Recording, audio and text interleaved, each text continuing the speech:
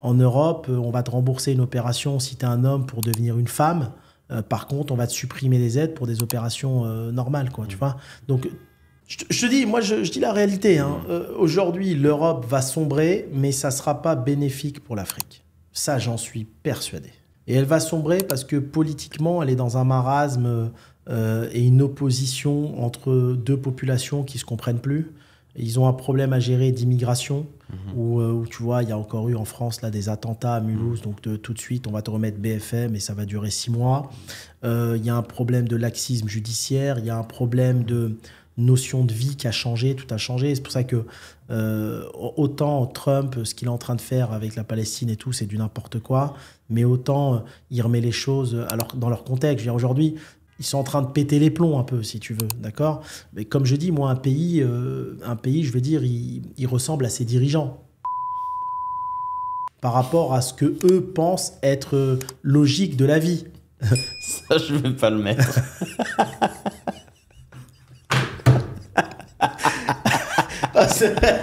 Mais c'est vrai ou pas? Si, je la mets pas. Celle-là, on va en prison ou pas? On va en prison, je la mets pas du tout. Attends, on disait quoi? Et donc, enfin... Tu parlais de Trump. Voilà. Et donc, si tu veux, il a remis les choses, tu vois, dans l'ordre. Non, mais c'est vrai. L'homme et la femme et tout. Mais non, mais en Europe, on pète les plombs. C'est vrai. Tu sais que si Trump n'aurait pas fait tout ce, entre guillemets, ce ménage où il bougerait les choses à ce niveau-là, je pense que on pourrait pas en parler un peu librement. Parce que Trump, il a renversé un petit peu la tendance à dire, bon, chacun reste à sa place, etc. Mais le monde commençait à partir, surtout bon, en Europe, tu l'as dit, mais le monde commençait à partir en cacahuète à ce niveau-là. Mais pourquoi les gens veulent quitter l'Europe? Ils se retrouvent plus dans le système. Ouais. Il y a un moment donné, on veut limiter la médecine, par contre, on te donne de l'argent pour changer de sexe. Il y a un moment donné, il faut garder les choses dans leur contexte. Et Trump, il essaye de le faire, je pense, tu vois. Et c'est pour ça que les gens quittent l'Europe. Ils se retrouvent plus. En fait, si tu veux, tout devient illogique. C'est très bizarre, mais tout devient illogique. Limite, l'escroc, c'est la star. Tu vois ce que je veux dire? Ça devient illogique, quoi. Faut plus être un homme, faut se transformer en femme. C'est pas normal d'être un homme. Ils font que des lois qui deviennent dingues. Et donc, les gens normaux, ils disent, mais attends, soit je suis pas dans le bon pays, soit je suis dans il y a un truc qui va pas. On parlait d'éducation. Ouais. Donc, en vrai, et je le vois beaucoup, hein, les personnes, comme tu dis, qui quittent l'Europe, viennent dans des pays où l'éducation, on va dire, dans le bas âge, 5 ans jusqu'à 15 ans, c'est pas un problème de la faire dans un pays... c'est pas vaut mieux le faire dans un pays qui est en Afrique que de le faire en Europe aujourd'hui. Mais Wissem, mais il faut de l'argent. Ouais. En fait, c'est ça qu'il faut comprendre. Tu peux t'expatrier, d'accord? T'es plus en adéquation avec ce qui se passe en Europe, tu t'expatries, ok. Mais il faut de l'argent. Une école dans un pays africain, il faut la payer. D'accord? C'est pas 1 000 € par mois par enfant comme à Dubaï, mais t'es pas loin de 300-400 € si t'es dans une bonne école. Faut la payer. En fait, c'est un privilège de riche, cette expatriation. Exact. D'accord?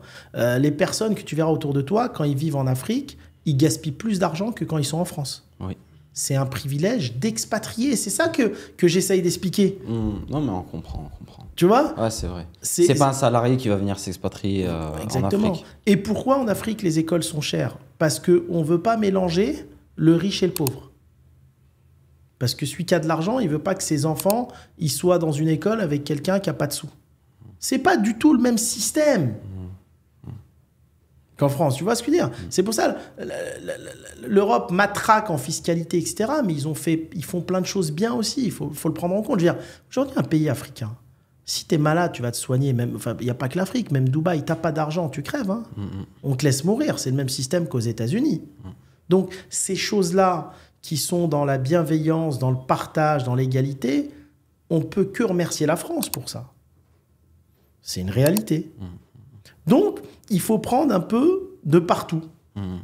Si vous êtes débutant, je vais vous aider à lancer votre boutique de dropshipping en 90 jours. Sinon, vous ne payez pas. Si comme moi, vous avez un emploi du temps chargé, le dropshipping est parfait pour vous. Même si vous êtes salarié et que vous avez un business, vous pouvez lancer votre boutique en dropshipping parce que le revenu que vous pouvez générer est vraiment intéressant. Là, par exemple, on a fait 15 000 euros en une seule journée. Hugo, un de nos élèves, qui a fait plus de 2 millions et 200 000 euros le mois dernier. Ou ici Thomas, qui a fait plus de 119 000 euros. C'est le meilleur moment pour vous lancer en dropshipping car maintenant, c'est beaucoup plus simple et plus rapide qu'avant. Si vous avez envie de vous lancer mais qu'il vous manque les bonnes stratégies et un coup de main pour démarrer, je vais vous aider à identifier les nouveaux produits uniques du moment. Je vais vous donner ma méthode et mes outils pour créer votre boutique rapidement qui va se démarquer de la concurrence même si vous n'êtes pas bon en technique. Et je vais vous former pour attirer des visiteurs ciblés en automatique sur votre boutique. Si vous souhaitez découvrir comment notre méthode peut s'appliquer à vous, vous avez une vidéo complète explicative juste sous cette vidéo. Cliquez sur le lien